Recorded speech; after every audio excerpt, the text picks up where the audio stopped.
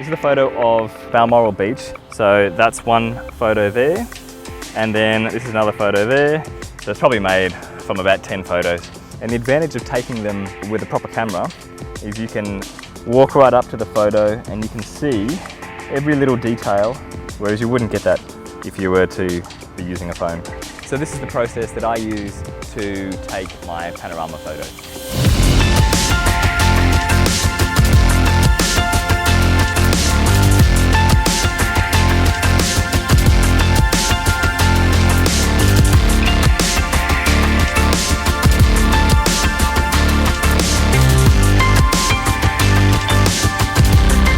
Usually what you do is you'd put the camera on a tripod and you'd have a rotating head. But what I do to make it a lot easier, and so you don't have to worry about bringing a tripod, is you actually just can shoot them handheld. And I'm gonna shoot portrait. So if we're shooting portrait, we're gonna end up with more pixels with our final panorama. The first step is to get the exposure right. So everything from the left side to the right side of the photo is exposed correctly. Got the exposure right, and then I'm gonna set the focus. I'm gonna try to rotate around the center of the lens. If you pivot from about here, you'll have much better photos because the objects will line up a lot nicer.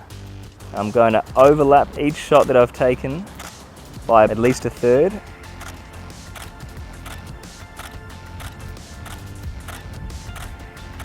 I've loaded all the photos into Lightroom and we have the overlapping photos like these. We'll select all the photos and then you will right click, go photo merge and panorama, and it will stitch them all into one big long high res photo.